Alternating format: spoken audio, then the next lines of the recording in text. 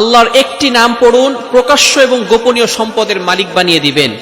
এটা আমি বলছি না, আলী রাদিয়াল্লাহু তাআলা আনহু বলেছেন। কানজুল উম্মালের 975 নম্বর হাদিসের ভিতরে আসছে, হযরত আলী রাদিয়াল্লাহু তাআলা আনহু বলেছেন, যদি কোনো ব্যক্তি অলওয়েজ আল্লাহ তাআলার একটি নাম পাঠ করতে পারে, তাহলে আল্লাহ পাক রব্বুল আলামিন তাকে প্রকাশ্য এবং গোপনীয় সম্পদের মালিক বানিয়ে দিবেন। প্রকাশ্য সম্পদের মালিক মানে হচ্ছে আল্লাহ তাআলা আপনাকে সম্পদ দান করবেন, আল্লাহ তাআলা আপনাকে গাড়ি বাড়ি দান করবেন। এবং গোপনীয় সম্পদ মানে হচ্ছে আল্লাহ তাআলা আপনাকে সুস্থতার নিয়ামত দান করবেন। আখিরাতে আল্লাহ তাআলা আপনাকে বিপদ আপদ থেকে হেফাজত করবেন। অর্থাৎ যে ব্যক্তি আল্লাহ তাআলার এই একটি নাম পড়তে পারবে, আল্লাহ তাআলা তাকে 4টি পুরস্কার দিবেন। কয়টি পুরস্কার? 4টি পুরস্কার। 2টি পুরস্কার আল্লাহ তাআলা দুনিয়াতে দিবেন এবং 2টি পুরস্কার আল্লাহ তাআলা আখিরাতে দিবেন। দুনিয়াতে যে 2টি পুরস্কার দিবেন, 1 নাম্বার হচ্ছে তার অভাব আল্লাহ তাআলা দূর করে দিবেন। আপনি অভাবে আছেন, কষ্টে আছেন, আল্লাহ তাআলা আপনার অভাব দূর করে দিবেন। আল্লাহ তাআলা আপনাকে কারো প্রতি মুখাপেক্ষী বানাবেন না। একটা কাঁচা মরিচের জন্য আপনি কারো কাছে যাবেন না, যদি আল্লাহ তাআলা আপনাকে সম্মান বাড়াতে চান। 1 নাম্বার হচ্ছে আল্লাহ তাআলা আপনার অভাব দূর করে দিবেন। নাম্বার 2, দ্বিতীয় নাম্বার হচ্ছে আল্লাহ তাআলা আপনাকে সমাজে প্রতিষ্ঠিত করবেন। আল্লাহ তাআলা আপনার ইজ্জত বাড়িয়ে দিবেন, আপনার সম্মানকে বাড়িয়ে দিবেন। এই 2টি পুরস্কার আল্লাহ তাআলা দুনিয়াতে দিবেন এবং আর 2টি পুরস্কার আল্লাহ তাআলা আখিরাতে দিবেন। 1 নাম্বার আল্লাহ তাআলা কবরের আযাব আল্লাহ তাআলা ক্ষমা করে দিবেন, বলেন সুবহানাল্লাহ।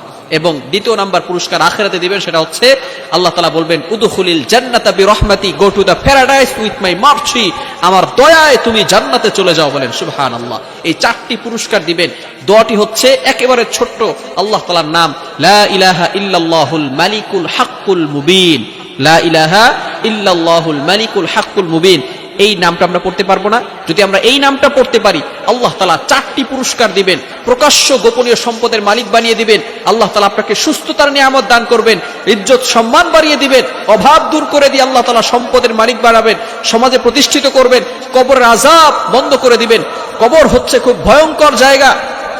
মানুষ যখন ইন্তেকাল করবে, মৃত্যুবরণ করার সাথে সাথেই আল্লাহ পাক রব্বুল আলামিন মুসলমানদের জন্য এমন একটা বিধান দিয়েছেন, ওইখানে তাকে দাফন করা হবে, কবরস্থ করা হবে। কবর দেওয়ার পরে যেখানে কোনো গাড়ি নাই, যেখানে কোনো বাড়ি নাই, যেখানে কোনো সাথী নাই, কোনো সঙ্গী নাই, বাতি নাই, কিচ্ছু থাকবে না, মানুষ পেরেশান হয়ে যাবে। যখন সকল মানুষ তাকে দাফন করে চলে যাবে, এমন সময় 2 জন ফেরেশতা মুনকার নাকির আসবে। আসার পরেই তাকে জিজ্ঞেস করা হবে, মার রব্বুকা, তোমার রবকে, ওমা দীনুকা, ওমান নবিয়ুকা, তোমার নবীকে, আতারিফু মান হাদার রাজুল, do you know this person, এই লোকটাকে চিনো। এই 3টি প্রশ্ন করা হবে। যারা এই 3টি প্রশ্নের উত্তর দিতে পারবে, তাদের কবরটাকে আল্লাহ তাআলা জান্নাতের বাগান বানিয়ে দিবেন। কিন্তু যারা এই 3টি প্রশ্নের উত্তর দিতে পারবে না, তাদের ব্যাপারে আল্লাহ পাক রব্বুল আলামিন ভয়ঙ্কর শাস্তির কথা বলে দিয়েছেন। আল্লাহ পাক রব্বুল আলামিন জানিয়ে দিয়েছেন যে সাথে সাথে তাদের কবরের ভিতরে জাহান্নামের আগুন দ্বারা জ্বালিয়ে দেওয়া হবে। কঠিন পরিস্থিতি হবে।